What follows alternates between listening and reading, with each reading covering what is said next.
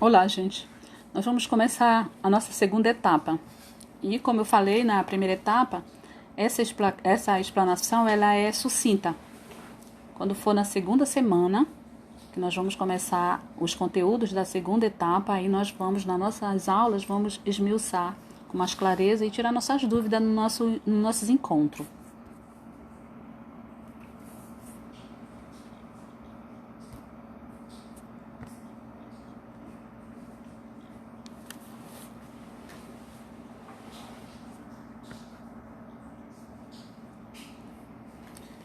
O que nós vamos estudar agora é as metodologias de alfabetização. Então, as metodologias de alfabetização evoluíram no tempo, de acordo com as novas necessidades sociais, que a cada nova configuração exige um novo tipo de pessoa letrada. E, ao mesmo tempo, em função do avanço do conhecimento acumulado na área da leitura e a produção escrita e seus processos de aquisição. Então, essa metodologia da alfabetização, nós vamos fazer uma explanação segundo Barbosa. Ele começa a fazer essa divisão com o método sintético de alfabetização. Ele fala que é um processo cumulativo, onde a criança aprende as letras, depois as sílabas, as palavras, as frases e, finalmente, o texto completo. Se fixa na correspondência entre o oral e o escrito, entre o som e a grafia, de forma que os alunos vão aprendendo primeiro as partes isoladas, sem significação.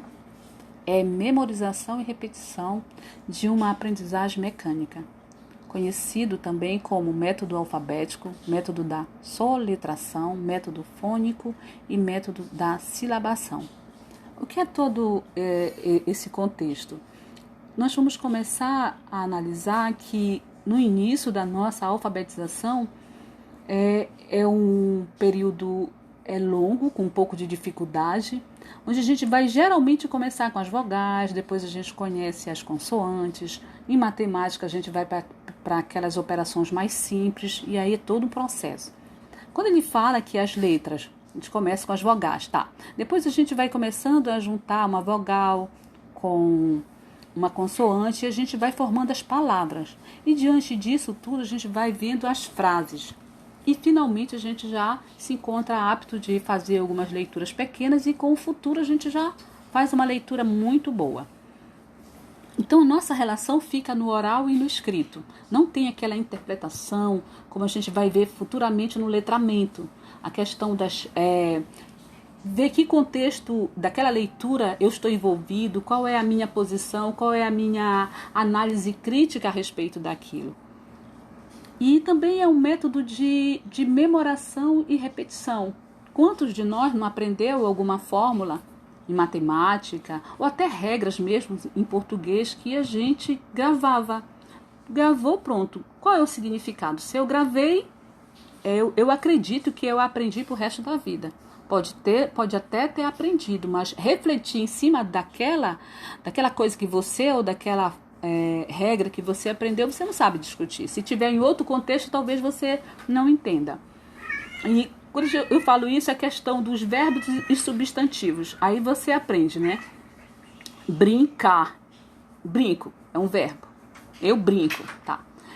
E o brinco? Eu tenho um brinco verde. Olha só, ora ele é um verbo e ora ele é um substantivo.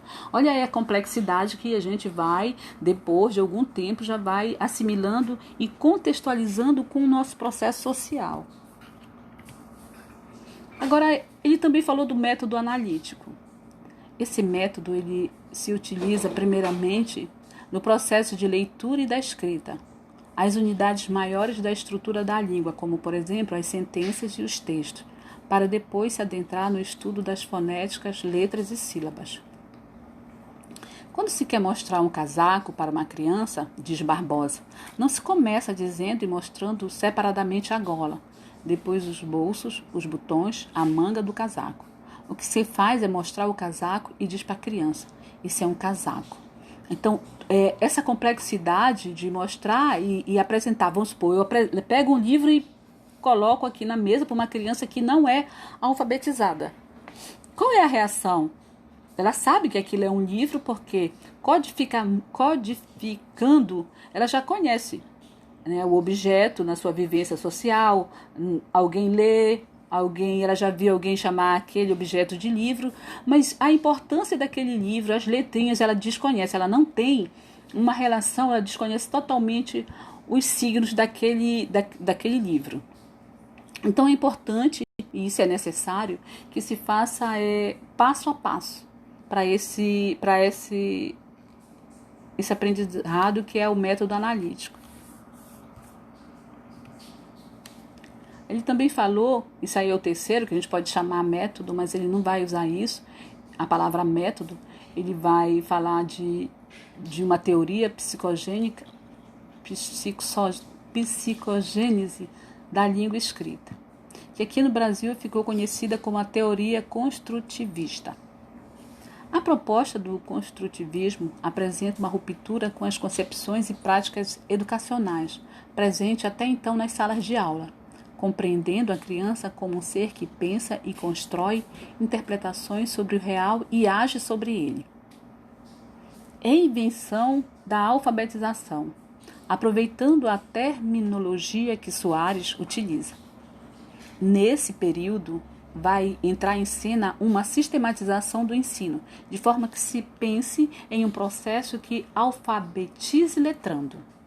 Essa ampliação do processo de alfabetização se tornou urgente devido ao frequente índice dos indicadores do fracasso escolar. O que a gente pode compreender disso? Dificilmente, se você não tiver uma relação do que você lê com a sua realidade, do que você escreve com o seu mundo, você vai perdendo o interesse. Então, muito dos fracassos escolares, a reprovação, o abandono, a gente também pode levar em consideração isso, porque eu não tenho um atrativo. Eu leio sobre, vamos supor, eu leio, a casa é bonita, a minha casa não é bonita. Eu tenho uma situação diferente daquela que eu estou vendo no livro. Então, eu não vou me sentir sensibilizado pelaquela leitura. Então, eu não tenho motivação de ir para ler alguma coisa que não condiz com a minha realidade. Então, eu acabo me afastando, ou abandono, ou fico reprovado. E, muitas das vezes, o professor até acha assim, esse menino não quer nada com nada. Não, ele pode não querer nada com algo que não diga nada a ele. E isso é o que a gente pode imaginar que é o provável. Porque tem que ter uma relação, eu tenho que estar dentro desse contexto. De alguma forma, direto ou indiretamente, eu tenho que me achar dentro desse contexto, do que eu estou estudando, do que eu estou lendo. E isso veio para... Essa teoria, ela veio para expor essa relação e quebrar esse paradigma dos métodos passados, que é achar que a criança tinha que ler, decorar. Não, a criança, ela faz parte daquele mundo, ela age, ela pensa, ela questiona. Então, ela é também um sujeito da ação do que ela está lendo, do que ela está fazendo. Então, não dá para fazer essa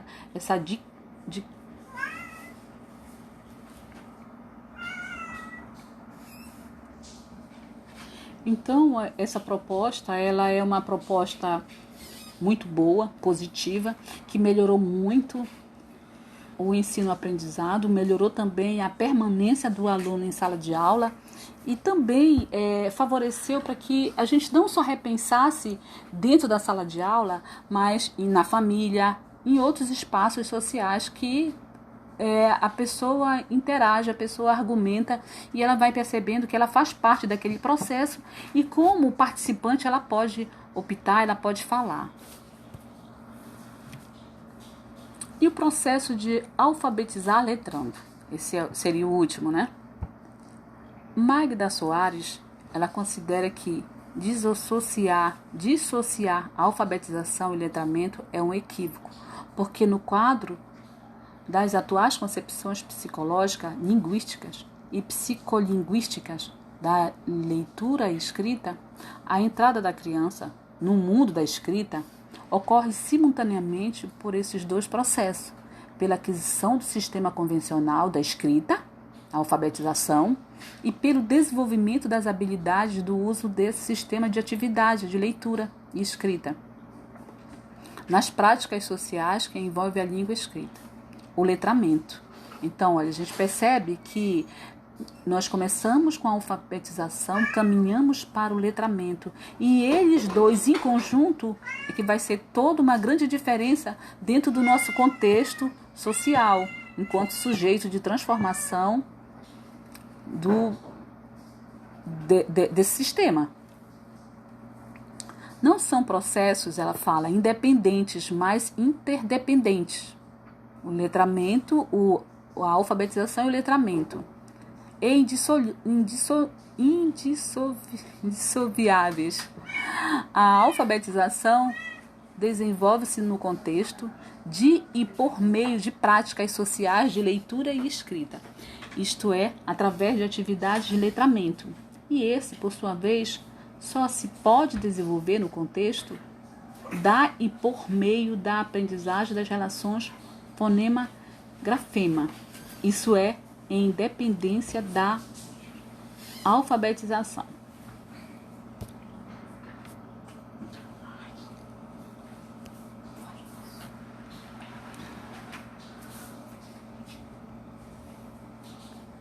O letramento como o resultado da ação de ensinar e ler e escrever, ou simplesmente de aprender a ler e escrever.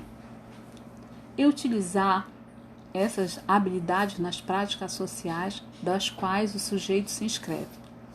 Portanto, o letramento é o estado ou a condição que o grupo social ou o indivíduo adquire como consequência de ter-se apropriado da língua escrita e ter-se inserido no mundo organizado com base na cultura escrita. Alfabetizar letrando significa orientar a criança para aprender a ler e escrever, levando-a a conviver com práticas reais de leitura e de escrita, substituindo as tradicionais e artificiais cartilhas por livros, por revistas, por jornais, enfim, pelo material de leitura que circula na escola e na sociedade, e criando situações que tornem necessárias e significativas práticas de produção de texto. O estudo que propõe uma reflexão sobre as especificidades do letramento e da alfabetização nos indica claramente a necessidade da união. Soares.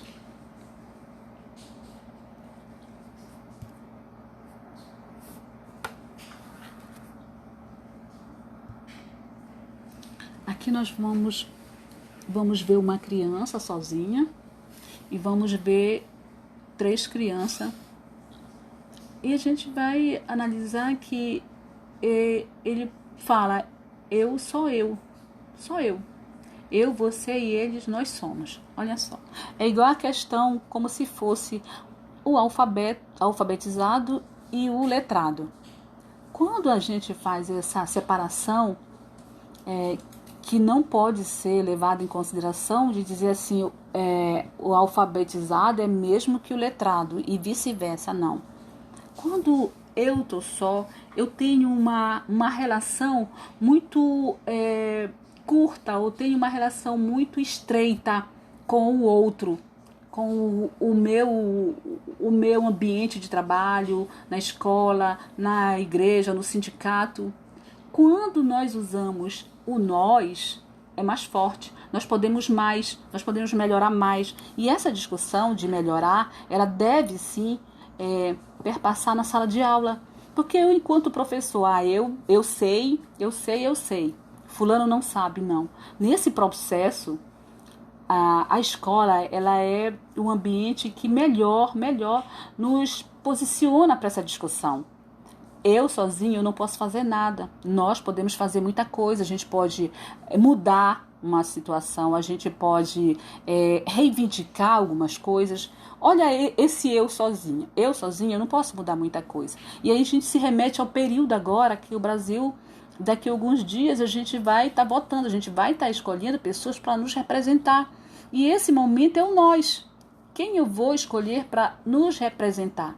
Eu quero algo bom, mas que esse algo bom seja para nós, que seja muito bom para que esse que a gente vai apoiar, ele possa ter uma preocupação, eu enquanto professora penso assim, voltado para a educação, voltado para a saúde. Então, nessa parte, nessa etapa que nós estudamos, nós vamos ver na nossa semana, diante do que eu já deixei para vocês, o material, nós vamos esmiuçar mais a importância da alfabetização junto com o letramento. Essa união vai fazer as pessoas que somos hoje, as pessoas críticas, pessoas que podem mudar uma política pública, pode mudar o rumo de algumas situações dentro do Brasil e também dentro do mundo. Então é isso, gente. Nós vamos finalizar por aqui a sucinta explicação da nossa etapa número 2 e vamos nos encontrar na segunda semana para explanar muito bem os assuntos que nós abordamos. Tudo bem, até na próxima aula.